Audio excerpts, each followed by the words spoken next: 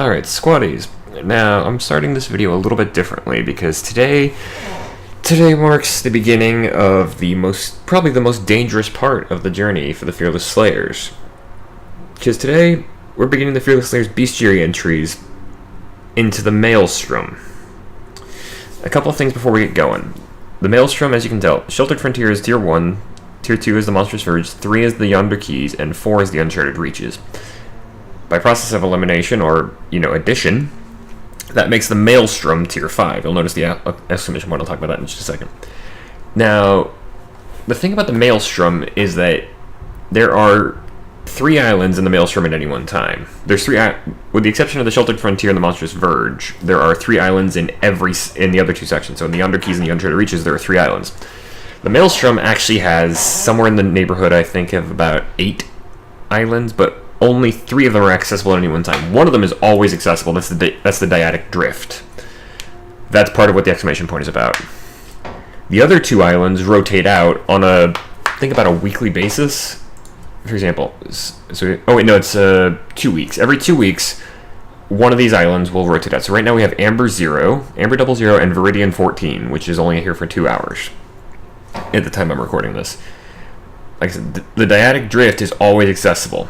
You'll also notice a couple of buttons across the top, normal and heroic. I'll talk about why the exclamation point exists. That's for heroics. I've got 1 quest left, the Radiant Dawn, which is to go and hunt the Rezakiri. I've tried that a couple of times. The Rezakiri quite regularly kicks my ass. So what we're going to do, before I get into the Shroud and the Rezakiri, because I've actually fought both. I fought the Shroud twice and won both times. I need to go back and get some more stuff from it so I can upgrade my gear and get better gear. I fought the Rezakiri about 4 times and never once managed to beat it. I'm learning their attacks, though. That's the big reason I'm doing that. So instead, what I'm going to do is I'm going to go into the normal Maelstrom, which is still incredibly difficult and incredibly dangerous, and I'm going to go after some specific beasts. So right now, because, let's see, so on Viridian 14, the island that's going to be here for another 2 hours, you would have access to the Frostback Pangar and the Bloodmane Embermane. I think it's is it Bloodmane? Bloodfire Embermane, sorry. So what we're doing is instead, I'm going after Amber 0, and I'm looking specifically. This has access to the Firebrand Charog and the Moonreaver Shrike. I'm going to be going after the Moonreaver. Because, like I said, one of the things though, and we can actually see this from the description in the top right, preferring to stalk its island home by the light of the night sky, the Moonreaver possesses all the ferocity and flying abilities of its smaller cousins, the regular Shrike, and the Scrave, but amplified by age and raw ether to a terrifying degree. Each of these beasts is a larger, stronger, and more deadly cousin of the smaller ones you'll face outside the Maelstrom. What I'm really going to focus on with these is not their attacks and their tells, because I've gone over those. All of them, with a couple of exceptions, use the same attacks. Some of them gain some new stuff. Like I know the Frostback Pangar gains some new tricks. I think the Bloodfire gains a couple as well. Maybe 1. I haven't fought the Firebrand. But, for example, the Moonreaver has all of the exact same attacks as the regular Shrike. But there's a couple of big differences. For example, I remember talking about where the regular Shrike with the Flying Hammer attack, where it can add a second smaller hop to it. That comes in with the Moonreaver.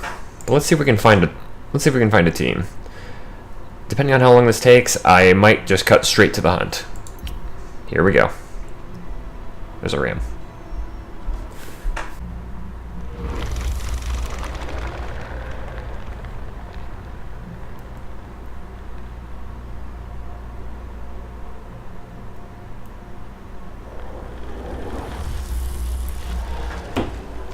Alrighty, so we actually have a full team. Good.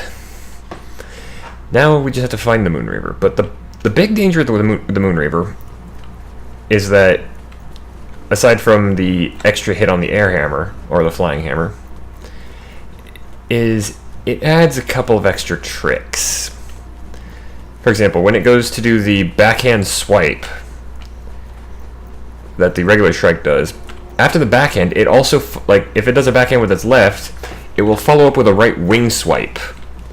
I've never seen it do I've never seen it avoid doing this, so that is apparently just how that attack works with the Moonreaver. So that is a double hit you have to avoid. However, the biggest danger is when it does the hunting raptor. I couldn't remember the name for a second, I'm sorry. Why? Because now the hunting raptor, it can add some extra stuff onto the end of it. So for example, there it is.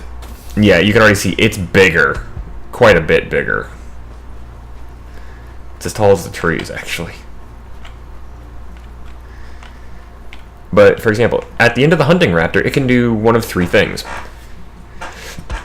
It can add in a flying hammer as its way of landing. It can throw out a wind blade, or it can actually do a tornado. And it can even do all of this when it enrages. In fact, you might get to see it here. Yep. There's the tornado, and then it lands. So that's the big danger, or the big change with the Moonreaver.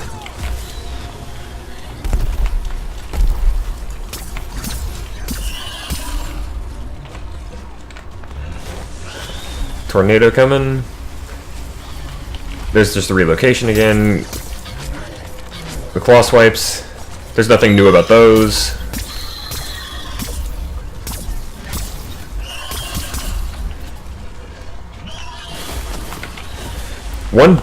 One big change, though, as well, is that the hunting raptor can actually cause wounding. I talked about the wounding status with the Carabac last week. Also, you might notice knocking it out, using the opportunity and knocking it out of the air, or as the community calls it, booping, much more difficult, or it seems to be. Then there's the double swipe with the backhand. You saw the wing swipe come out, and it even did it with the left arm, like left into right, like I said it would, or like I was talking about earlier. One other thing that I haven't talked about, though, is that, for example, my armor, it's not fully upgraded, of course, but like I've got my legs and my hands are actually Moonreaver armor. There we go. That feels really good to do that.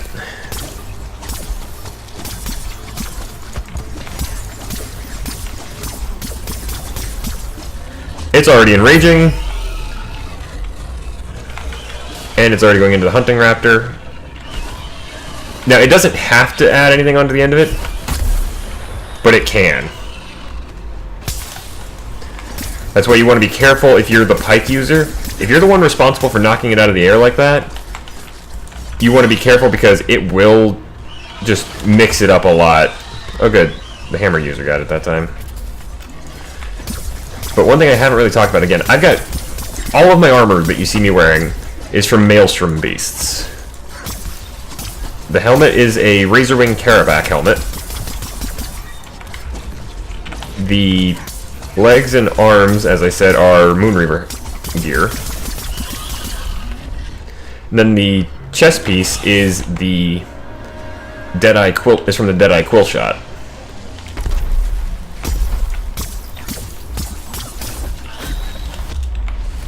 But you see, that was a tornado. Against a regular Shrike, that would have done basically nothing to me.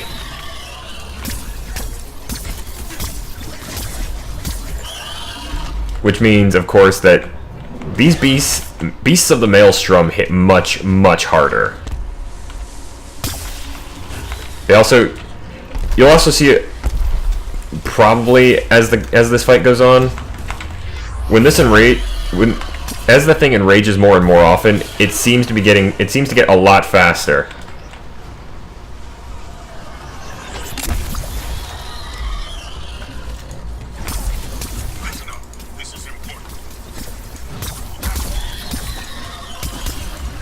Also, one other thing about the Maelstrom Beast that I haven't talked about is the resources.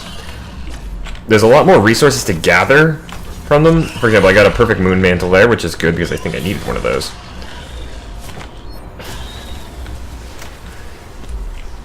I also just got some Moonbeak, which is another thing I needed. But one thing about it is, like, certain breakpoints. For example, on the Deadeye, against the regular quill shot, when you break its quills, you don't actually have anything to pick up there. Okay, yeah, and that's the thing, the flying hammer ending, it will actually change direction on you. But there are certain times, like you see how I just suddenly got Reaver down, but I didn't pick anything up. That's the thing about the beasts in the Maelstrom, is that a lot of times, incidental stuff like that, you won't actually have to pick up, which is kind of awesome of Phoenix Labs, actually.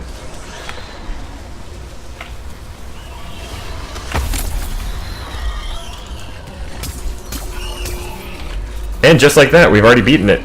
Now you might think, oh wow, that was really easy. Part of that is we had a very well-coordinated team, and nobody here is using a weapon that is Nobody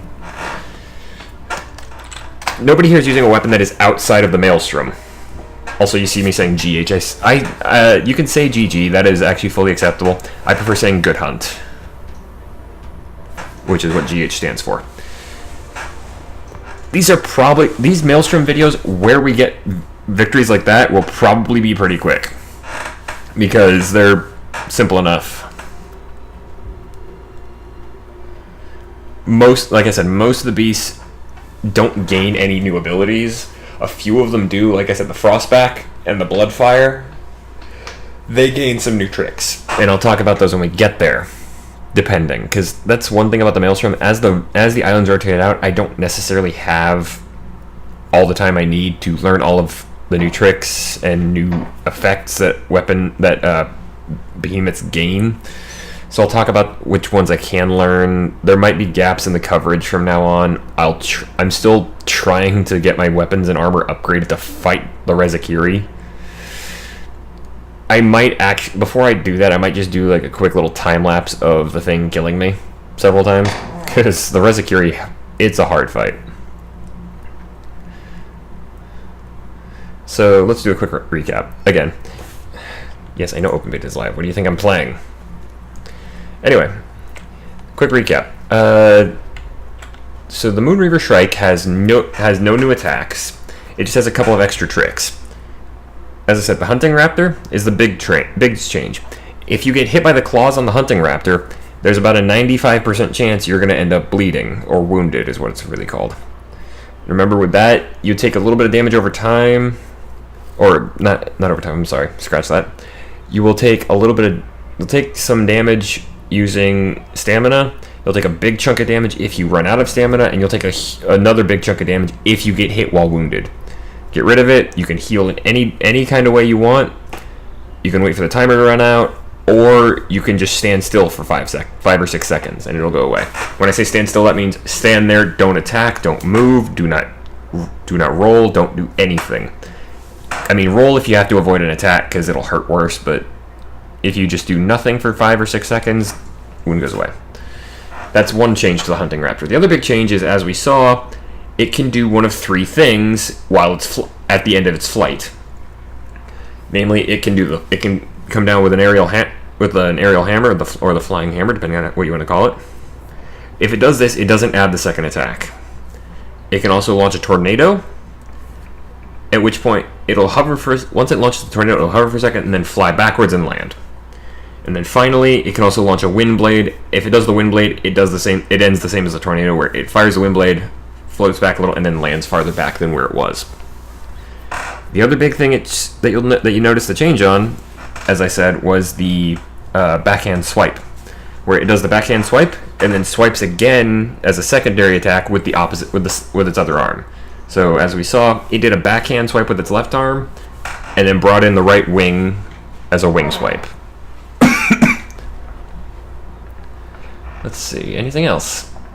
Other than that, the biggest thing is, as I said, with the regular behemoths, the enrage status, the enrage effect they gained, makes them hit harder and go faster.